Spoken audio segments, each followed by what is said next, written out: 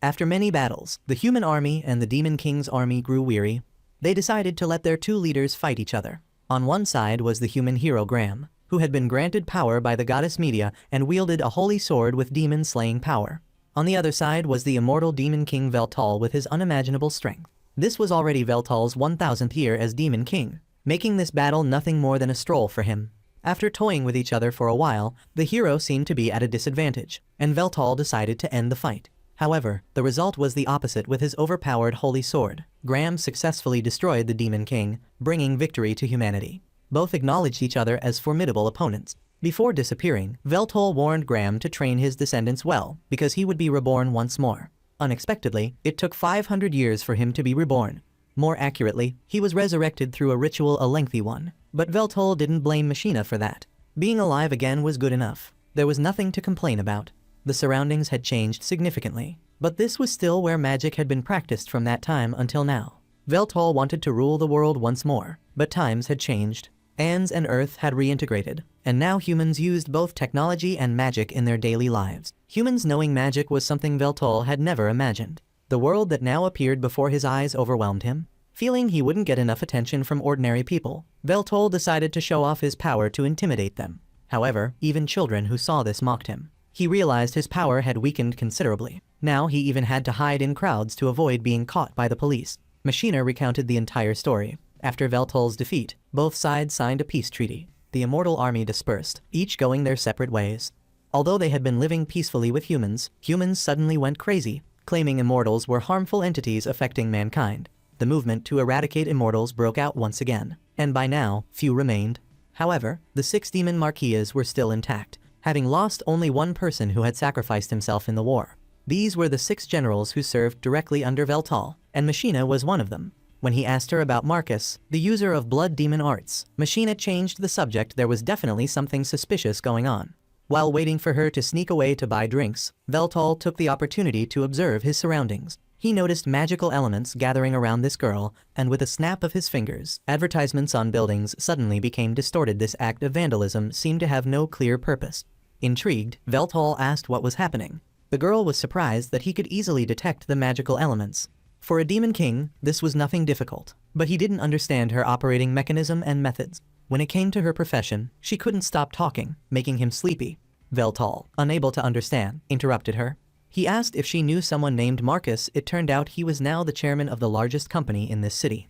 Veltal went straight there to ask why. After the Demon King's resurrection, Marcus hadn't come to pay his respects. But Marcus remained indifferent, congratulating him while staying seated high above. It was obvious he had betrayed Veltal. Still, Veltal forgave him and offered a chance to start over. Feeling insulted by his subordinate, he was about to teach him a lesson when the secretary on the other side drew her sword. Marcus said he wanted to speak privately with Veltal for a moment. He mocked Veltal for being weak as a snail, yet wanting to rule the world. Utterly ridiculous. Veltal attempted to use his powers to teach him a lesson but was neutralized. Had he really become this weak? Although he didn't need to chant incantations, he still couldn't perform magic. A commercial break from Marcus. He was the creator of the Familia chip implanted at the nape of the neck. It bypassed the barriers needed to perform magic and helped humans use it easily, just like using a computer. Anyone could use it except for one person. He had anticipated Veltal's rebirth and designed it so that Veltal couldn't use Familia. Thanks to this, he could now look down on him and disregard him completely. Originally, he had always hated Veltal, but accepted being his subordinate because he was weaker. Now was his opportunity to defeat Veltal and become the modern-day Demon King. Helpless, Veltal endured all attacks. It had taken him over 10 minutes to go up, but only seconds to come down. Now Marcus could confidently declare himself the new Demon King. Veltal dragged himself away with a jumble of confusing thoughts in his head. Even his wounds healed very slowly. He could even be defeated by ordinary people who couldn't use magic. When Machina found him, he was already lying in a pile of garbage. Was the era of the Demon King over? The one whom Graham had defeated was now weaker than an ordinary person. Machina took him to her apartment. Veltal thought it would be a castle, but it turned out to be a room smaller than a warehouse. It seemed she hadn't been living smoothly in this world either. Veltal embraced her and promised to regain their glory, not letting them live in such poor conditions. Previously, Machina had been a victim of an immortal extermination. She was pushed into a volcano and thought her life was over. But a star saved her, none other than Veltal, and she vowed to be loyal to him for life. Machina woke up early to make breakfast for Veltal. To her, he was still her respected master and the benefactor who had saved her life. Though the breakfast was rather plain due to her low salary, her cooking skills pleased him greatly. It turned out that immortals and demons also needed to eat cooked food. When Veltal praised her cooking, she was overjoyed. Perhaps she had secretly fallen in love with her master. Veltal asked again about the others in the 6 demon marquees. Machina didn't know much. She had also just lost connection with 2 more. Although the hunt for immortals had ended, immortals still mysteriously disappeared frequently. Feeling uneasy, Veltal decided to go outside to search, but he couldn't go out wearing these absurd clothes. Couldn't a demon king conjure decent attire for himself? Machina decided to take him shopping. Technology had become so advanced that they didn't need to visit stores physically. They could stand and have their bodies scanned for perfectly fitting clothes, with automatic payments so no one would know they were poor perfect for Machina. Veltal asserted that even in beggar's clothes, he would still look handsome. With his physique, people might prefer him wearing nothing at all. But Machina would never let that happen. She was the only one who had seen him for the past 500 years. So Veltal chose sportswear very similar to what young people wore after reincarnation. Although he couldn't use familia, he was curious about them, so he touched Machina's to see what it was like. Just by touching it, Veltal could analyze it immediately. Basically, it was like a phone or computer, but without needing to hold it in hand. And it could also use magic, making it quite convenient. Look at how excited she was. Standing in front of the small, old house, Veltal said he would get a job to have a better life. Although Machina objected, he didn't want to remain in this impoverished state forever. How could he rule the world again like this? She could only obey and swore to always be loyal to Veltal, no matter what he became. Despite his bold words, he didn't know how to find a job. What kind of work would be available for him here? He thought the simple sportswear would look casual, but once he put it on, he looked like a thug. Veltal wondered if he'd have to compete with beggars for food. He stood up and shouted that he needed a job, but no one paid attention. He was directed to the Commerce Guild, hoping to find suitable work there. But his CV made people unsure what job to give him. Experience commanding armies, using magic to destroy opponents, and experience as a king, all useless in this era. Times had truly changed. Veltal returned home to be consoled by Machina. He had lost all his former confidence. She said it was because humans were blind and couldn't perceive the Demon King's greatness. That was somewhat comforting, but he still didn't want to be useless. He wanted to find a job that required neither qualifications nor familia. Machina had to ask a friend who also worked an odd job. Perhaps that person could help Veltal into some kind of vice. Surprisingly, it was Takahashi, the girl who had hacked advertisements the other day. Seeing she used a different familia than Machina, he was curious again. With his analytical ability as a sage, he discovered their structure just by touching them. Back to the main issue of finding a job. Veltal's requirements were simple: just a job that didn't require familia, but could increase his fame. His power depended on human emotions. The more people knew about him, the faster he would regain his original power. While wondering if such a job existed, an advertisement appeared, and they immediately decided on becoming an idol. Takahashi said this job was perfect for Veltal. He had a beautiful appearance, a perfect CEO-like physique, and a face as pretty as a girl's, which would surely attract many fans. That would also meet his need for fame. Veltal was born to do this job, but if he wanted to do it long-term, he needed to know how to attract viewers. With her old-fashioned perspective, Machina didn't want to share Veltal with anyone else, but he knew this was his opportunity. He went home to learn more about this job. Generally, it was very favorable for his goal of becoming famous. Being able to manipulate the entire city's residents would help him quickly regain his former power. Takahashi had ordered some necessary equipment for the job, of course, with interest on the loan. First, he would practice playing these games, the easiest way to start live streaming. As soon as he held the controller, Veltal knew how to play. But being good or bad was another matter. His first attempt ended with him crashing into a wall and losing. It would probably take some time to practice. Takahashi said that playing poorly was also a way to attract viewers. It wasn't clear if she was complimenting or criticizing him. She said Veltal needed to work very hard to survive in this harsh idol world. Once he started live streaming, he had to stream continuously, as long as possible. Even if no one was watching, he had to keep talking without stopping. As for Machina, the only thing she needed to do was not to interfere with Veltal, while Takahashi would ask her acquaintances to promote him. And so, Veltal gradually became an influencer. Whether the influence was negative or positive, it all helped increase his power significantly. Even if he was cursed and insulted, he had to endure it. Before long, Veltal had 1 million followers. Finally, after months of hard work, Veltal was able to complete the first game. He said goodbye to his fans to go outside for a change of scenery, saying he wanted to walk alone.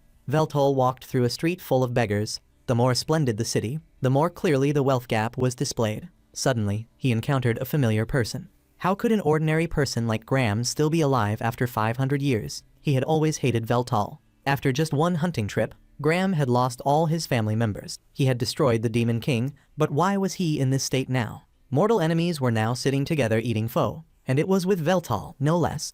He asked if Graham had become immortal, but Graham had only been granted longevity as a reward after defeating the Demon King. However, existing for 500 years hadn't been pleasant. Through many battles, it was meaningful at first, but when humans started killing each other, Graham was drawn into meaningless wars. Moreover, he was too powerful, making humans fear him, banishing him from the country, and forcing him to wander to this place. The world no longer needed heroes like Graham. He asked why Veltal wanted to rule the world, which prompted Veltal to bring up his absurd ideals. He became a star bringing peace to the world. Graham couldn't stand this nonsense and left. The unexpected reunion ended on an unpleasant note. As Veltal was returning, he saw a familiar face. It seemed Takahashi was having a dispute with a big guy. He didn't know what it was about, but she was hurling insults that made him furious. As the man was about to teach her a lesson, Veltal stepped in. This was the moment to test the power of his 1 million followers. Indeed, he easily defeated this guy. After all, he was just an ordinary person. It seemed he was someone Takahashi had hired for some operation. But today he suddenly turned on her, demanding more money, which caused the incident. Taking advantage of the situation, she hired Veltal to go stealing. He didn't care whether it was good or bad. Being a Demon King meant nothing was too daring for him, so he agreed. Takahashi said she would hack into the system to check the situation inside first, but Veltal couldn't wait. He charged straight in. Kicking the door open, he knew he was very powerful. Actually, Veltal had already identified what needed to be taken without using Familia. He replicated its functions with his own magic. This was the pinnacle of knowledge. Veltal asked if they knew who he was, but it seemed none of them were among his million fans. Veltal continued testing his strength, quickly kicking away the pathetic bullets and swiftly taking down each opponent one by one. His speed was extremely fast, but why didn't he use magic to make it quicker? Perhaps he feared accidentally damaging Takahashi's merchandise. Just when they thought it was over, things weren't that easy. As soon as he touched the item, a trap was activated. Someone in an invisibility cloak attacked Veltal. It turned out to be a type of combat machine. Takahashi immediately recognized it as a 4th-generation Machina. More importantly, it was a military weapon, not something these small timers could possess. She advised Veltal to run because it was very powerful. But he, of course, knew his own strength. This was a worthy opponent to fight. It had been a long time since he could use his full power. These useless guns had no effect. He could even face a rain of bullets without a scratch. But the Machina wasn't easy either with his current strength. Veltal couldn't penetrate its armor. He decided to fight more seriously. He changed his armor and weapon, though this wasn't the strongest sword Veltal owned. The robot also drew its sword for close combat, though mindless. It had the spirit of a swordsman. Veltal highly appreciated this, but playtime was over. Both powered up their weapons for decisive strikes, but the Machina was surprisingly fast and took off Veltal's right arm. The bonus gift was a head rolling far away. The robot thought it had won. But immortal wasn't just a name. Even with his head separated from his body, Veltal remained as conscious as if nothing had happened. He picked up and reattached his head and arm, becoming whole again. Veltal gave the robot a chance to see his strongest sword. Although he couldn't use his full power now, dying under it was still an honor. Even a robot could feel fear. Veltal charged with clean, swift cuts in just a few strokes. The combat machine became scrap metal. He wanted to ask it a few questions, but it had already stopped functioning. Only then did Takahashi dare to show her face. She was shocked by the scene, shocked by the robot, but truly haunted by Veltal's decapitation. Examining the Marino 4, she discovered they had taken on a very serious job. Things wouldn't end here, so they needed to see what was inside the small box first. She had been hired to steal it, but was also curious about its contents. Unexpectedly, it contained a list of names of immortals. Veltal's subjects were all there, which made him very suspicious about this situation. The two decided to go directly to the client's place to inquire. As king of the immortals, Veltal had every right to be involved. However, both sensed something wasn't right. Standing outside, they rang the doorbell repeatedly with no answer. More accurately, the door had been left open beforehand. For someone with a cautious character who worked in the shadows, Takahashi said this client couldn't be this careless. Upon entering, an unpleasant smell hit them directly, and they found the client sitting at his desk. However, he had been murdered and was now just a pitiful corpse. Veltal recognized him as the beggar they had met in episode 1. He usually disguised himself as a homeless person to gather information. After observing the surroundings for a while, Veltal concluded he had been killed by a cold-blooded assassin not long ago. The blood hadn't congealed, and his familia had been destroyed. Clearly a case of silencing someone. But for someone so careful, Takahashi believed he must have hidden documents elsewhere. After searching for a while, they found a personal computer. Although it didn't require a password, it was full of corrupted files, but Veltal recognized this as a security matrix. A video appeared titled The Immortal Furnace Project. The client had apparently been researching this topic for a long time. Since it wasn't publicly disclosed, he could only work on it secretly. The explanation was lengthy, so here's a concise summary. The prosperity of this city was due to the energy from a reactor. It provided electricity and water for people's daily lives. A normal reactor needed 10 magical circuits to maintain, but the one in this city had only 2, requiring an alternative solution to sustain it. That was the Immortal Furnace Project. True to its name, this furnace would burn immortal souls and convert them into magical energy. One immortal could provide and maintain energy for a long time. It would take tens of thousands of ordinary people to do the same, and the stronger the immortal, the longer the duration. The client had also discovered that the first subject of this research was one of the 6 demon marquises. Shocking news for Veltal. See what humans had done to his subjects. It was also time to find a new source of raw materials, meaning more immortals would have to sacrifice their lives. Veltal said that as king of the immortals, he would handle this matter himself and advised against making the video public since people would have opposing opinions anyway. First, he wanted to go home to discuss with Machina, but suddenly he lost connection with her. Something was wrong. Going back to when Veltal had just left home, Machina was thinking about what to cook for dinner. Suddenly, the doorbell rang. As soon as she opened the door and saw Marcus, she launched an attack that sent him flying. It wasn't clear how much she hated him, but certainly, no place would shelter or welcome a traitor. The two began exchanging various techniques. They seemed evenly matched, but in reality, Marcus was just toying with her. He wouldn't have come if he knew he couldn't win. He launched an attack, and Machina defended successfully. However, the blood blades exploded, destroying the cozy house. In the smoke, the secretary appeared and struck, but Machina managed to dodge. She knew there would be accomplices, but the secretary was an ordinary person, so Machina planned to deal with her first unexpectedly. She was neutralized by Marcus. In the moment of surprise, she received a sword through her body. She couldn't understand how Marcus could neutralize her familia. But he was the creator of these devices naturally. His familia was the server that could control others. He could have done this from the beginning but wanted to play with her a bit. He said ruling the world by force was outdated. Now he would become a demon king ruling through technology and machinery. When Veltal and Takahashi returned, it was too late. Machina had already been taken to the immortal furnace to be prepared as material. It was at this moment, when Veltal was about to lose Machina, that he realized how much he cared for her. Takahashi accessed cameras and drones around to see what had happened. As expected, Veltal knew Marcus was the culprit, and his motive was the immortal furnace. He had to save her at all costs, but his current strength wasn't enough, and he didn't know where his other marquises were. There really seemed to be no way to deal with this Marcus.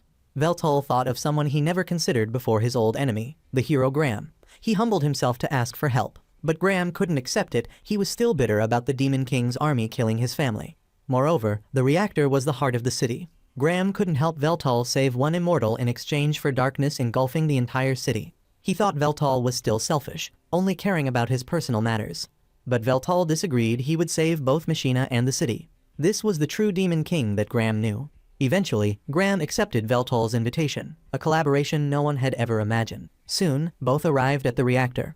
Takahashi had found an abandoned passage that didn't require entering through the main door. The place seemed quite desolate with no guards, meaning they didn't know what lay ahead in the darkness. In other words, Veltal was afraid of getting lost. But it was fine with Graham there. He had conquered all those dungeons. The hero now not only knew how to use magic, but also created new types. A quick scan produced a detailed map. Veltal felt dissatisfied. He had spent time designing challenges and treasures in dungeons for adventurers. Yet this guy preferred using a private passage. Graham also complained that many people had died because of Veltal's dungeons.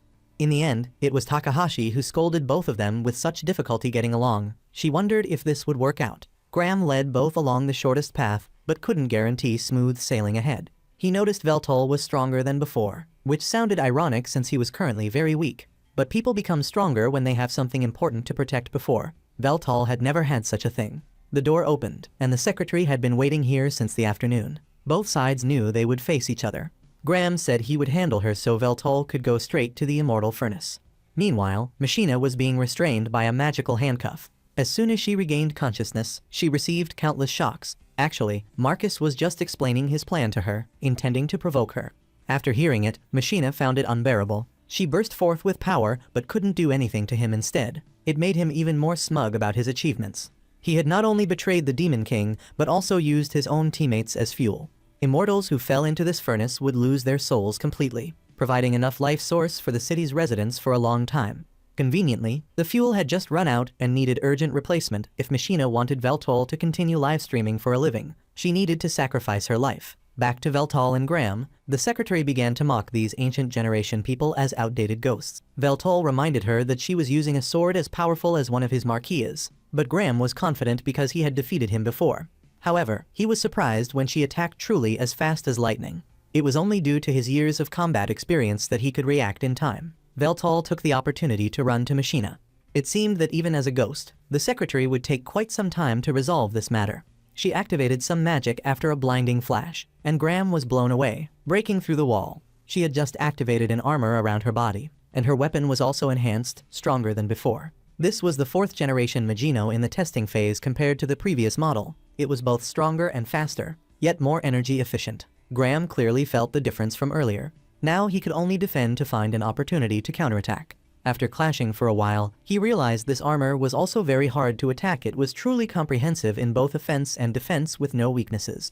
Fortunately, they weren't fighting in the city, or it would have caused a major disaster. He quickly noticed something else about the attack pattern. The sword would unleash its strongest killing techniques when just drawn from its sheath, a very good Japanese sword technique. The secretary was quite surprised by his perceptiveness. It seemed that whether a hero or a demon king, they were all intelligent, not just relying on brute force. But she believed that even if exposed, the outcome wouldn't change. However, after several stormy attacks, Graham still wasn't shaken. She began to shift from confidence to irritation, not understanding or not wanting to understand why she couldn't defeat Graham. She even tried using hacks to destroy his sword, but to no avail. Every time she charged, she was knocked back. Graham began to counterattack, using some magic he had learned, realizing physical attacks were ineffective. However, the armor also seemed highly resistant to magic. But at least he had found a way to make her stand still. After a series of Graham's techniques, the secretary had to start using oxygen. He complimented the geniuses who made this armor, but that was its limit. The secretary was unwilling to accept defeat to an outdated person with a dull sword. But that assessment was wrong. Graham said he would show her the true power of the sword blessed by the goddess. The holy sword Excalibur began to glow golden and shine brightly. Both unleashed their strongest techniques simultaneously. The secretary charged quickly, but as soon as she arrived, she was overwhelmed by the enormous size of Graham's sword. He delivered a clean cut straight down on his opponent. This would either kill or cripple her. However, after 500 years, Graham still couldn't control this power. Each time, he could only use it once. Fortunately, he won every time he used it. The armor managed to withstand it and save the secretary's life, but she still seemed unconvinced. She even said that he should hurry to Veltol because her chairman was very powerful, and the two of them couldn't handle him. Graham thought this was the funniest joke in 500 years. How could Veltol possibly lose this battle? In the decisive battle 500 years ago, he had witnessed a terrifying power that made him feel despair just by looking at it. Perhaps Veltol's Marquises had never witnessed it either. Just when he thought his mission was over, a rain of bullets fell from somewhere. Did a few 4th generation Marinos think they could challenge Graham? They probably came to clean up the remnants, giving him more work to do protecting the beautiful woman. On the other side, Veltol had yet to appear, and Machina was about to be thrown into the refining furnace. Without saying much more, Veltol had arrived late. During her free fall, the person she loved appeared in her mind. From now on, she would no longer be able to care for the great demon king with her own hands. After regretfully confessing her feelings, she thought it was over for her, when suddenly a familiar scene from before repeated itself. Veltol had arrived just in time to rescue Machina. Marcus had anticipated this. He mocked Veltol, saying he was living like a king, playing games every day while being celebrated by everyone. Veltol still gave him a chance to surrender and return to serving the Demon King, but there was no way that would happen. Veltol drew his strongest sword and rushed into battle. Marcus used the same familiar techniques. He had no new moves, but with his unique familia, he still posed a challenge for Veltol, who hadn't fully regained his power. Both exchanged techniques filled with the affection of master and servant. Marcus remained confident because he hadn't used his full strength, even when Veltol had enhanced his power with magic, but was still at a disadvantage. Marcus was gleeful about Veltol's current state. Just as Veltol stood up, he attacked again continuously. He said he would kill the Demon King and other immortals, leaving only himself as the new Demon King. Too busy rambling, he left an opening that Veltol exploited, thrusting through his head. But it seemed Marcus had anticipated Veltol would try to destroy his familia and dodged quickly. As long as the familia remained, growing any number of heads wouldn't be a problem. He seemed very confident and reliant on that thing at the back of his neck. Immediately after, he detonated the blood marks that had stuck to Veltol's body. At such close range, it was impossible to dodge. Veltol endured a series of terrible attacks. When both arms could no longer be used, Marcus still wasn't satisfied and delivered a finishing blow. That amount of damage couldn't eliminate Veltal, but rendered him unable to fight. Smugly, Marcus returned to Machina to continue his work. Why not throw the Demon King in too, since he was also immortal? Because he couldn't more accurately, he didn't have a single chance to do so. Veltal complimented Marcus for reducing him to this state.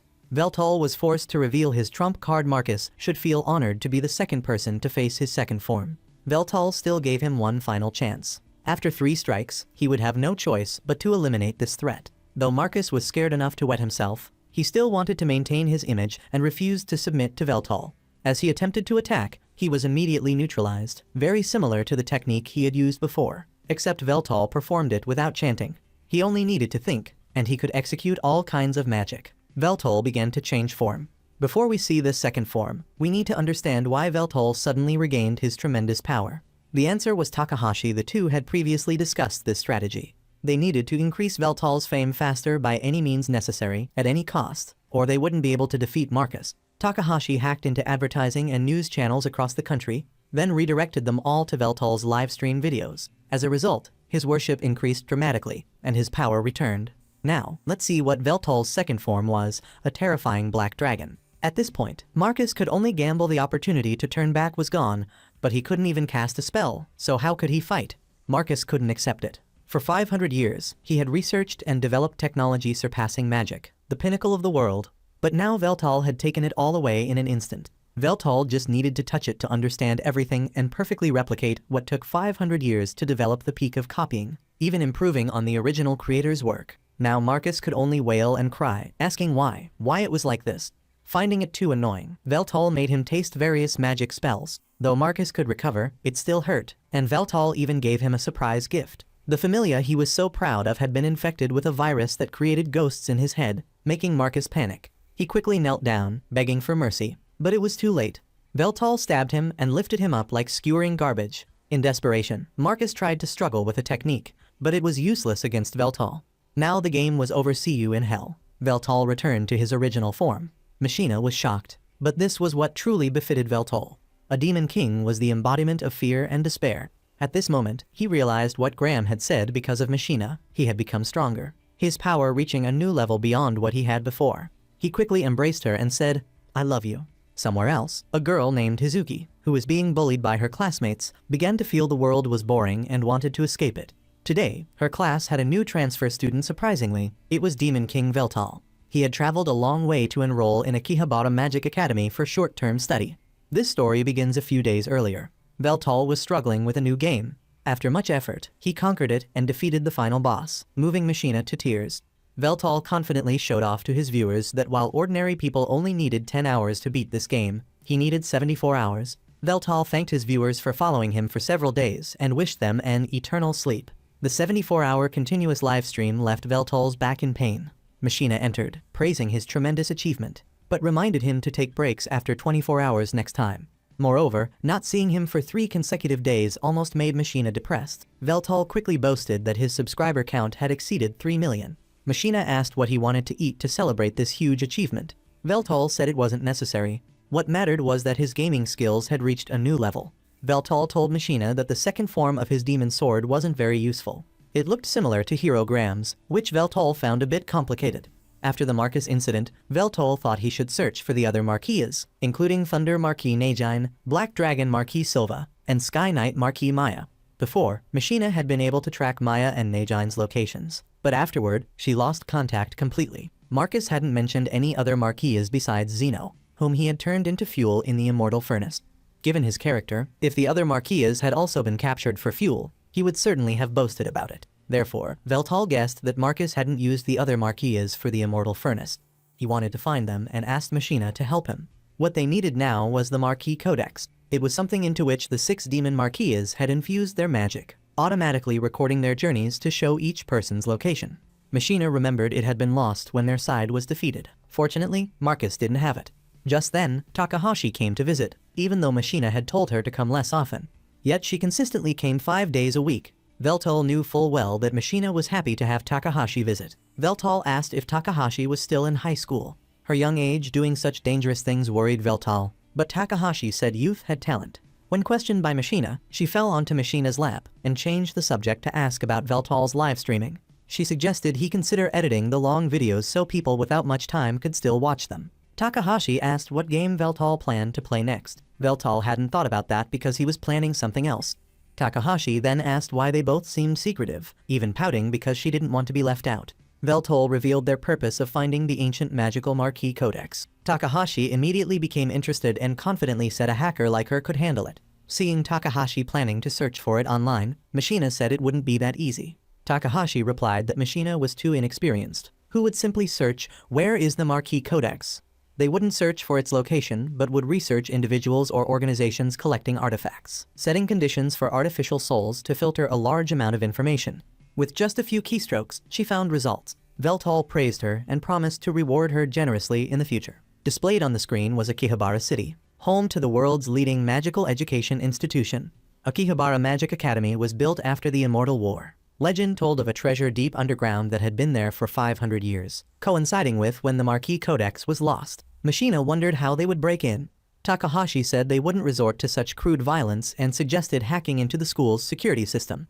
Veltal said they didn't need to take such risks. They just needed to become students of the academy. Finding this idea quite good, Takahashi volunteered to submit official study abroad applications for all three. After finalizing the plan, Veltal declared that their main objective to identify and recover the Marquee Codex had officially begun. 4 days later, they quickly boarded a train to leave the city under falling snow. In no time, all three arrived in Akihabara City.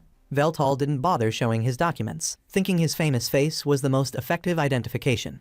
But the attendant didn't care. Whether famous or ordinary, everyone had to present identification.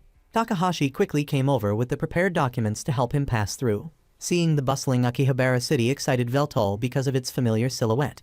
Many magical limbs and tools were on display, as Akihabara was famous for manufacturing highly efficient tools. Veltal felt the development of this place was unimaginable. He had never thought everything could be changed except the brain and spinal cord. Takahashi quickly took everyone to Akihabara Magic Academy, where they met with Principal Charlotte to register their documents. Takahashi knew she was one of the three great families of Akihabara, the head of the ancient Goal family, who controlled half of the city's magical district. Takahashi feared their fake documents would be discovered, but surprisingly, their files were easily approved. Charlotte only asked what their purpose for studying abroad was. Before Takahashi could make something up, Veltal frankly mentioned the treasure beneath the academy. The principal knew their interest in the treasure was certainly not coincidental. Veltal then spouted some philosophical lines to Charlotte, leaving Takahashi gaping. The principal was very impressed with Veltal's enthusiasm and allowed them to investigate. But she said discovering the treasure was impossible because it had been sealed. To break the seal, they needed keys held by the three great families, the Goal, Exbol, and Jaina houses. The three magical artifacts they possessed were called Yelia. The sword Charlotte wore at her side was one of the three. The other two were the Exbol family's crown and the Jaina family's orb. If Veltal could borrow the other two, the principal would be delighted to help him break the seal on the treasure, as collecting the Yelia had long been a desire of the Goal family. However, a major problem had occurred. The Jaina family's orb had been lost. The principal then handed Veltal's group over to Miss Santa, who was both their homeroom teacher and the principal's assistant. Veltal found her name strange and wanted to call her Jose for simplicity. Jose was annoyed but helpless. Takahashi, without her familia, felt very insecure. At this prestigious academy, wearing it was forbidden because they wanted to educate students in the traditional way. They believed that learning magic from basic principles would nurture excellent mages. Understanding all things would lead to understanding the true nature of magic. While waiting for the teacher's introduction, Veltal was thinking about how to greet the class coolly, like in the school games he played. Machina had also watched a film with a similar setting, so she was confident in her experience. Veltal used his Demon King privilege to enter the room first, which was the beginning of his greeting to the whole class. Machina introduced herself as if she were at a matchmaking event, while Takahashi joked around to make a good impression. Miss Jose asked all three to take a magic power measurement test for level classification. Veltal warned in advance that he would definitely break the stone and wouldn't pay compensation. The teacher didn't believe him, but unexpectedly, Veltal released his magic power, causing it to overload and shatter. Machina laughed triumphantly because her husband was too powerful. The next class began, and Miss Jose taught the class about soul-copying magic. Though forbidden, she thought these spells still made great contributions to human development. Seeing Veltal sitting with folded arms and not taking notes, the teacher reminded him, but he told her not to worry because he already knew all this basic knowledge. The teacher then asked about the events of the year 722 to test him. But unexpectedly, Veltol recited it perfectly without missing a word, even providing additional background information that made Jose tell him to stop being so verbose. Machina, sitting next to him, smiled triumphantly because her husband was no ordinary person. During lunch, while everyone was discussing the new popular streamer Veltol, Hizuki was bothered by Albert, the heir of the Herga family. He mocked her for relying solely on being from one of the 3 great families to cling to this school. Albert claimed Hizuki was just the child of a useless man from the electronics district and a half-breed elf woman. Hearing this, Hizuki was about to lose her patience, but Albert wouldn't stop his mockery. Suddenly, Veltol spoke up because he was being disturbed while enjoying his delicious udon noodles. Albert recognized Veltol as the new exchange student from this morning and quickly introduced himself in an aristocratic manner. Veltol promptly taught him that disturbing others during meals was a serious offense. Albert mocked Veltol, saying he was just a streamer with no right to lecture him. Veltol thought Albert had watched his live streams and thanked him for helping increase his ad revenue. When Veltol heard Albert was from the Herga house, he mentioned the name of Albert's ancestor, expressing surprise that such a coward had lived so long. Not long ago, Albert's ancestor had fled the battlefield. Albert claimed Veltol was making things up, but Veltol pointed out that Albert was no better than Hizuki yet was lecturing others. Albert was dissatisfied, claiming Hizuki was just the failed daughter of the Jaina family, and decided to throw down a gauntlet challenging Veltol to prove himself. So the two headed to the arena instead of meeting behind the school gates. Takahashi and Machina saw Hizuki sitting alone and found it boring, so they came over to join her, taking the opportunity to ask why she was isolated by the other students. Hizuki only said they didn't like having a failure like her at this school. Her theoretical subject scores were quite good, but Hizuki couldn't use magic. Machina wondered why this school allowed students to duel each other. Hizuki explained that learning must go hand in hand with practice, so the school even encouraged students to clash to increase their strength. Miss Jose, who was teaching, was dragged away to referee the duel. Before starting, Veltol called out to Hizuki, though mispronouncing her name, asking her to watch his brilliant victory. Albert told Veltol not to be so confident and boasted about his academic achievements, being the only one to get a plus in all subjects. Albert confidently claimed he was the school's top student, second only to the principal. Veltol didn't think so and rated Hizuki higher than Albert. Machina immediately thought the school's evaluation system must be flawed because Veltol was never wrong. Hizuki asked Takahashi if Machina had watched too many 180-minute palace dramas, since she kept calling Veltol "my lord." To make the battle more balanced, Veltol told Albert he would let him win if he could make Veltol move even one step. Albert found this offer too good to refuse and agreed immediately. Veltol then made him establish a covenant. If Veltol lost, he would do anything Albert wanted, but if he won, Albert couldn't come near Hizuki. Albert accepted and pledged his family's honor on the bet. Hizuki told Machina's group to stop Veltol because Albert was very strong. But there was no way Machina and Takahashi would do that. How could the mighty Demon King lose? Miss Jose told the duelists to take their positions and state their names as per procedure. Albert was about to make his move when Veltol reminded him not to disappoint and urged him to use his full power if he wanted to win. Seeing this, Albert went all out, causing Miss Jose to try to stop them for fear of serious injury. However, Veltol said it was fine and even seemed extremely excited. Albert quickly chanted a spell while Veltol felt nostalgic, as it had been a long time since he participated in a magic battle. Hizuki thought Veltol had a death wish, but was surprised when he easily caught the arrow shot by Albert with his bare hand. Veltol felt his opponent's magic wasn't bad. With another 200 years of training, he might get 2 more seconds of screen time. The reward he would give Albert was a ticket to experience the true nature of authentic magic. Veltol's magic beam quickly knocked Albert unconscious. Machina felt Albert was honored to personally taste it despite being an ordinary person. Hizuki found it hard to believe that a high school student could control magic as well as Veltol. Even Miss Jose was stunned and almost forgot to announce the winner. A moment later, Veltol came over to say this victory was dedicated to Hizuki. Although very grateful to him, she warned them not to associate with her and left. While walking, Takahashi was a bit surprised that there were still ill-tempered nobles like Albert in this era. It seemed Akihabara was a city that still preserved the cultural traits of Anne's. She wondered why they needed all 3 Yelia items to open the seal containing the Marquis Codex. Why not just have Veltol break the box with one move? However, he worried that if it was sealed with ancient magic, forced opening would immediately destroy what was inside. Now they only had one way to collect the Yelia items, including the sword already with the principal, the crown held by the head of the X-Bull family representing the Akihabara district, and the orb whose whereabouts were unknown. Takahashi felt they were searching without enough information, which wasn't good. Veltol revealed that Hizuki was the head of the Jaina family. The family's decline must be related to the lost orb. She was the key they were looking for. Takahashi thought the duel was actually a plan for Veltol to win Hizuki's favor. But in reality, Veltal just found Albert annoying, so he set it up. They were approaching an area called the Electronics District. Veltal was extremely eager to explore it because it resembled a maze. Takahashi mentioned rumors that once inside, it would take a whole day to get out. Now with her, a super electronic genius, she would take on the responsibility of gathering information. Takahashi promised to lead them to the place with the most information. Surprisingly, it turned out to be a maid cafe, where beautiful females from all races gathered, enough to satisfy the hearts of men.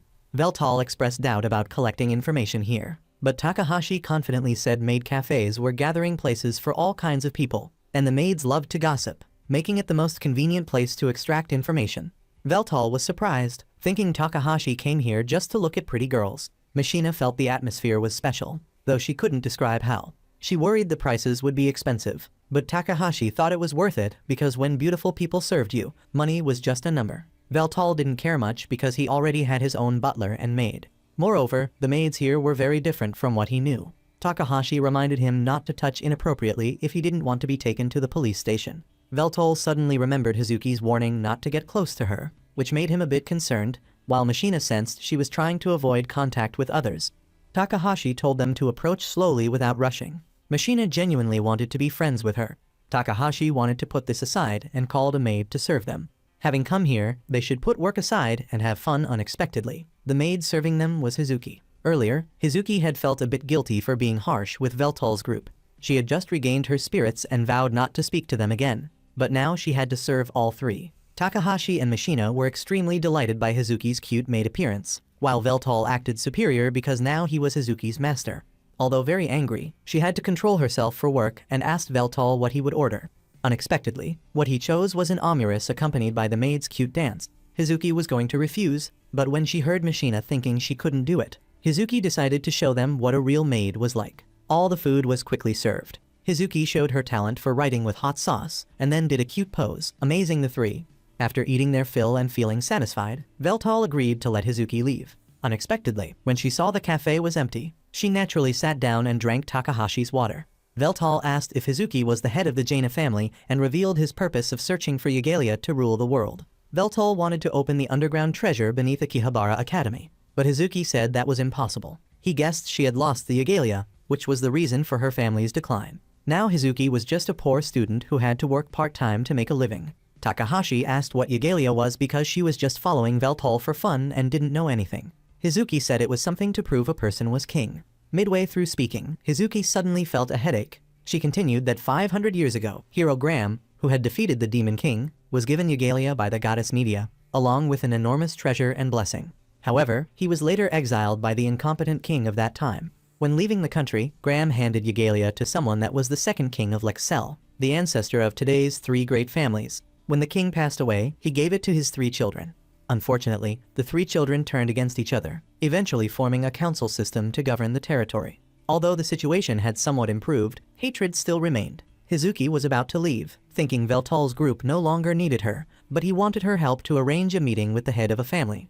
Because Hizuki owed them, she agreed. Takahashi took advantage of this opportunity to hug her and sniff her repeatedly, thereby discovering that Hizuki's stomach was growling from hunger. Veltal's group then took her to the market to eat. People around showed displeasure at the appearance of Magic Academy students. Hizuki quickly arranged the meeting Veltal wanted, but said she could only bring one person with her to meet Kunya, the head of the Exbol house. Veltal said he would go and was surprised by the taste of the food there, all thanks to genetic modification technology. The meat Hizuki was eating was dragon meat, making Veltal and Machina hesitant. The thought of eating the flesh of their subordinate species was uncomfortable, but when provoked, no one could resist. Veltal and Machina each took a skewer to try, and unexpectedly, the irresistible flavor made them unable to stop. After eating their fill, Takahashi began asking Hizuki for her familia address. At this moment, two police officers suddenly approached to question Veltal's group. Having magic students loitering around was not good. Fortunately, the principal came to help, so Veltal's group didn't have to go to the police station. Takahashi thanked her for helping them avoid trouble, and the principal asked what Veltal's group was doing here. He said Hizuki was showing them around Akihabara district and asked in return what the principal was doing here. She said she had an appointment with Jose but couldn't find her. The principal suddenly called Hizuki for a private conversation. Seeing this, Veltal pulled Takahashi and Machina to a fried chicken shop next door to give them space to talk. When only the two remained, the principal was happy that Hizuki had made friends and wanted to ask her opinion about becoming her adopted daughter. As long as Hizuki nodded, she would become the principal's daughter and the big sister of the school. However, Hizuki feared that if the principal sided with her, she would be shunned by other nobles. The principal said she didn't care about that, but Hizuki wanted to protect the Jaina house herself for her parents' sake. The principal instructed Hizuki that no matter what happened, she shouldn't forget that the principal always considered her family. After their conversation, the principal left, and Hizuki heard some voice in her head. Takahashi came over to check on her because she looked terrible, but Hizuki said she was fine. Veltal then went to meet Mela, Kunya's assistant. Before leading Veltal and Hizuki inside, he needed to check their bodies. After confirming they weren't carrying weapons, Mela led them to meet Kunya. The head of the Xbol house turned out to be a goblin who always welcomed beautiful people like Hizuki.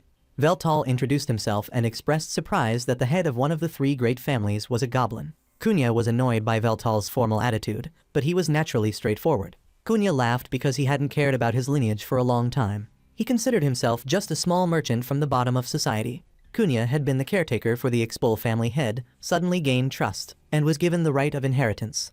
Kunya asked what business Veltal had with him. He mentioned Yelia, and Kunya snapped his fingers to summon the crown Veltal was looking for. It had been attached to the owner's soul. Unless the soul was lost due to external factors, Kunya wouldn't hand it over.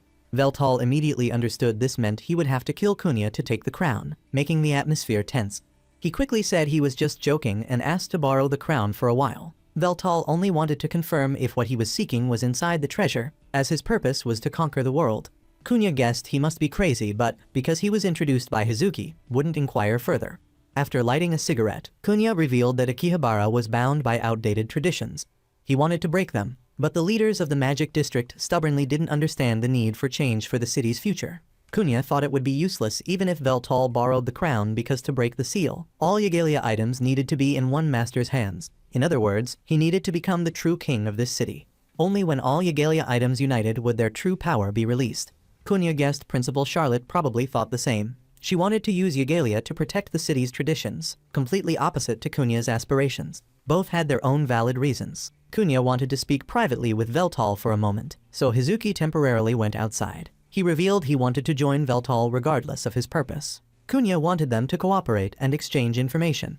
One thing he didn't want Hizuki to know was that her family's orb was near him. Yelia owners could sense the presence of other Yelia items as long as they were in Akihabara. Surely Principal Charlotte felt the same. The request Kunya made to Veltal was to help Hizuki, to free her from the city's constraints, because Kunya owed her father a great deal.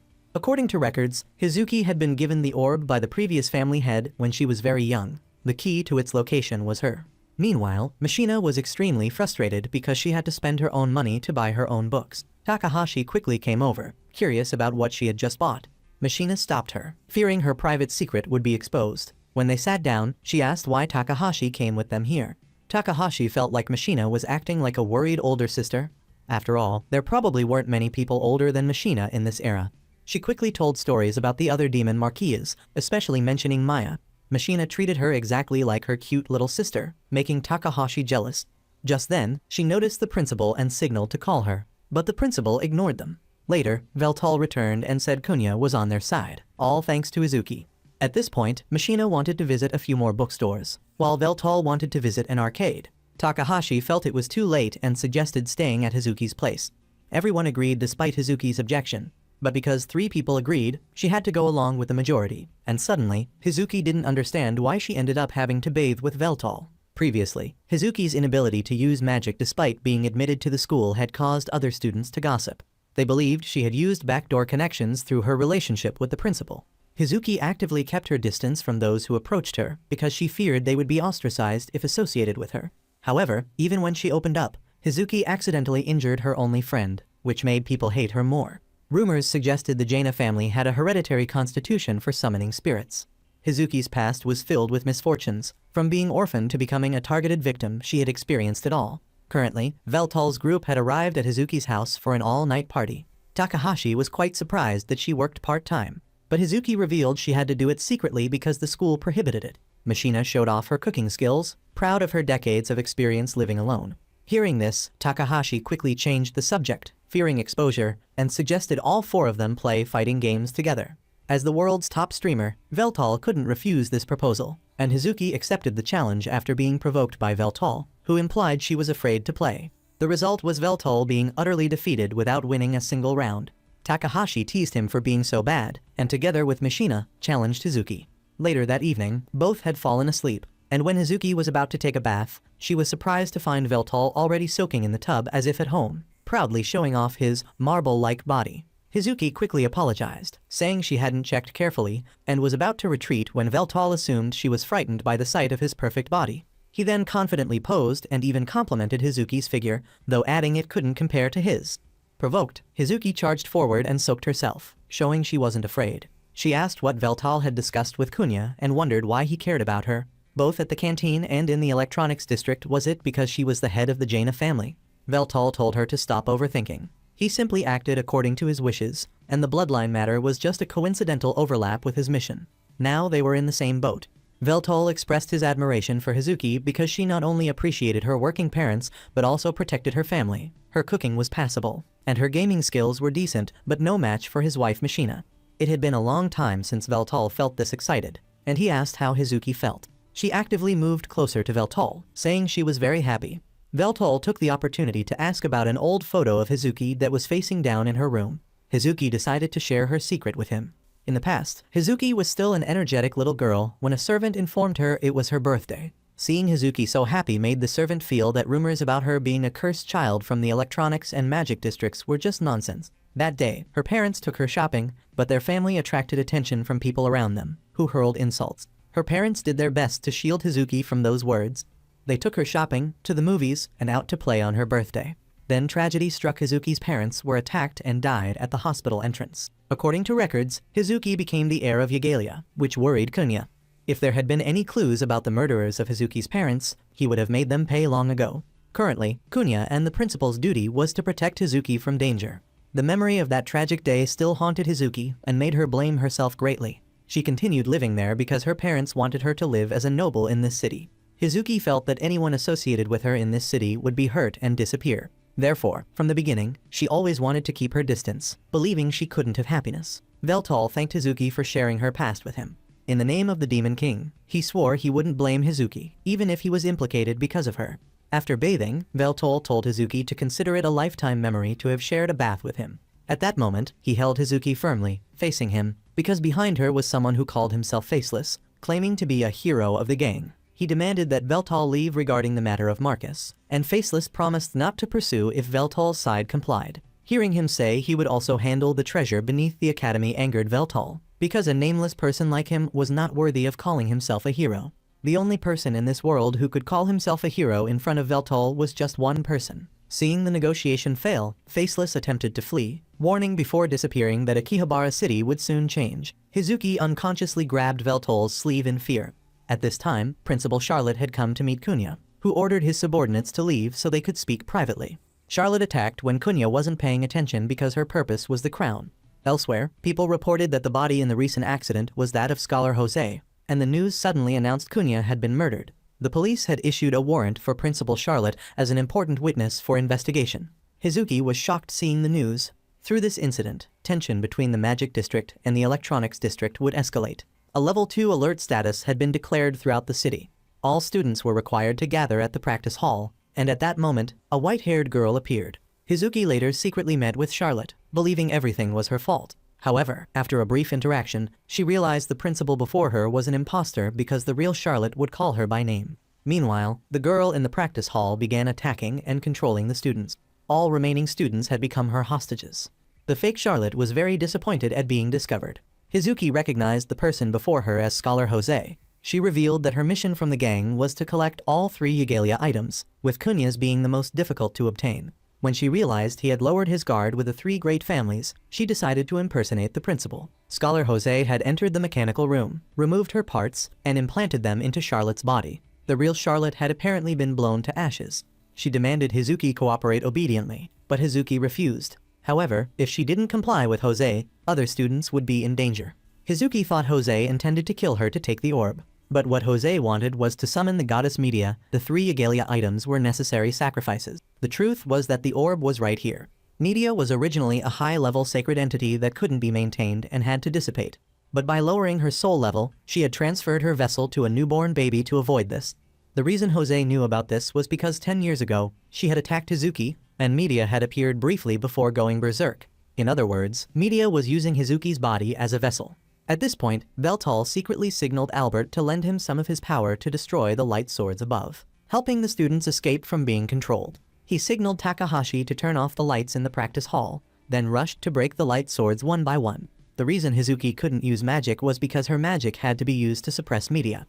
The orb was used for that purpose, and Jose knew where it was based on records of Hizuki's surgery 10 years ago. Her right eye wasn't a prosthetic, but the orb that Hizuki's mother had requested the doctor to implant. After driving away the opponent, Takahashi showed Veltal where Hizuki was, while Machina chased after the white-haired woman. Albert was assigned to protect the students. Meanwhile, Jose confessed that she was the one who had killed Hizuki's parents, and her injured friend was also attacked by an assassin Jose had sent.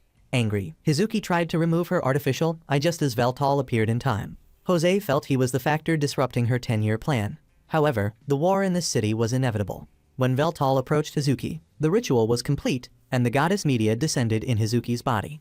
On the other side, Hero Graham observed from above as the two districts of the city conflicted due to the deaths of Principal Charlotte and Kunya. The sky suddenly brightened with the appearance of goddess Media. She was one of the 6 great gods, the deity governing fate. Media found Veltal too disrespectful and was quite surprised he had lived until now. He felt she had weakened considerably, descending into a mortal's body without any self-respect as a deity. Media revealed she hated Veltal, partly because he had black hair while her preference was for men with blonde hair. Veltal also disliked Media because of her pompous way of speaking to him. Media immediately grabbed her sword and charged, sending Veltal flying for daring to speak back to a deity. After being hit, Veltal regenerated. That was his rebirth ability thanks to the faith of his 3 million subscribers. Media mocked his current form as unworthy of being Hero Graham's former adversary. She said she was still like a chrysalis, not yet metamorphosed, and then made a sword stroke that destroyed the entire road. She even easily cut off one of Veltal's arms. His immortality was immediately suppressed because the weapon Media used was of mythological grade. Veltal recognized that she manipulated fate, granting luck to her own attacks and defenses while bringing misfortune to her opponent's techniques. For a gamer like Veltal, this ability was no different from hacking. In her golden age, Media had used this method to erase aging for Graham, changing his life forever. Remembering her sin, Media lost her composure and repeatedly apologized. Hizuki took advantage of this moment to regain partial control, begging Veltal to save her. He told her to take it slow. Meanwhile, Machina had found the white-haired girl, who discovered Machina's immortality and assessed her threat level at over 20. Machina quickly asked if they had met before.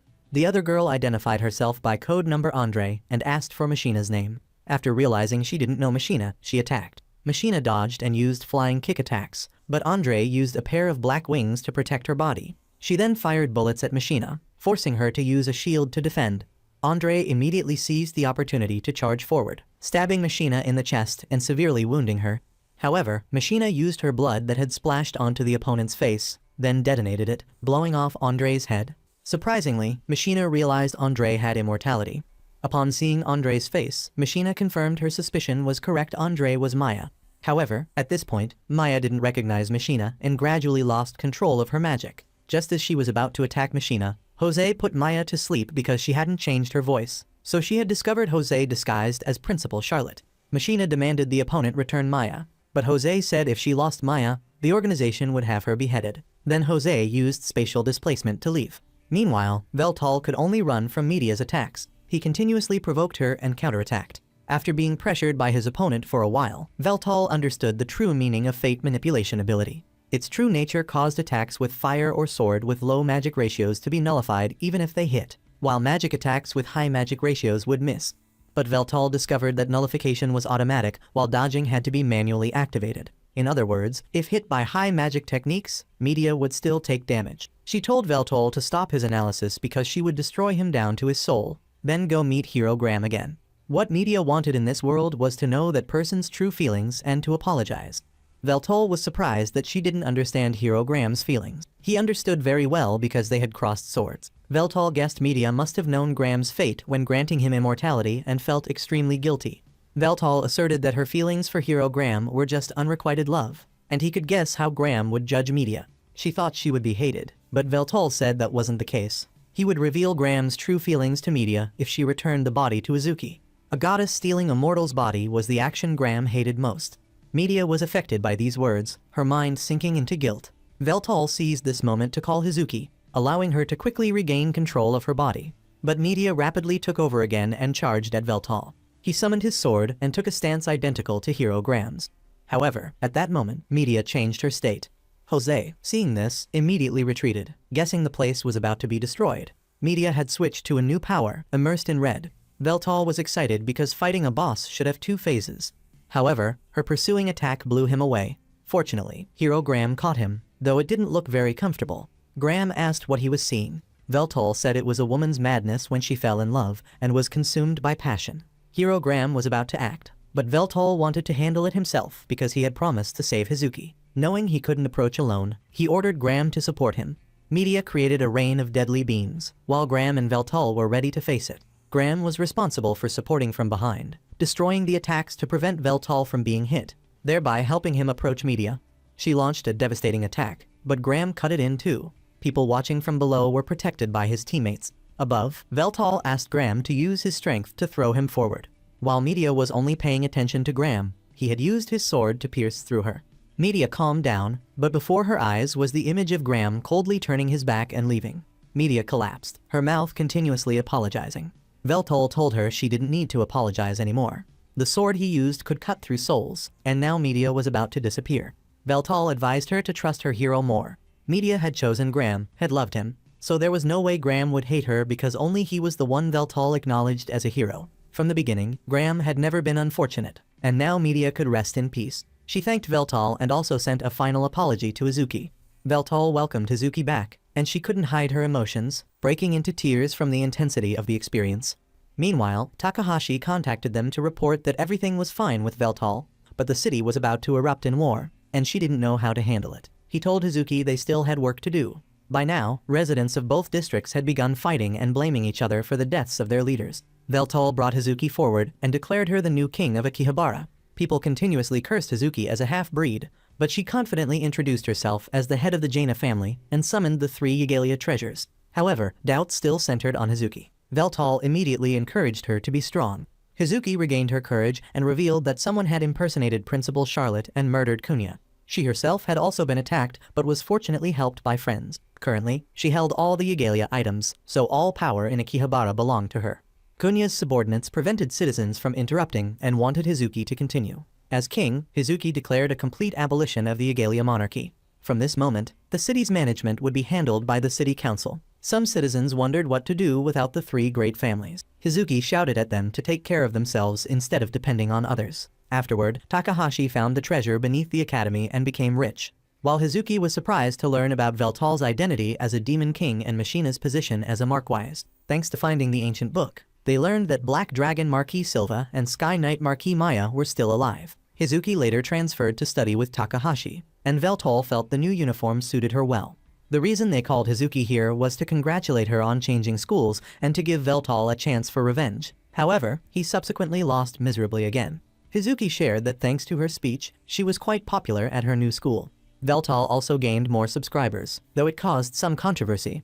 Hizuki's eye changed color, and Media's voice thanked Veltal. Takahashi quickly came to invite Hizuki to play the final match with Machina, while she and Veltal would compete for the lowest rank. And so, the career of the modern-day Demon King as a streamer turned a new page,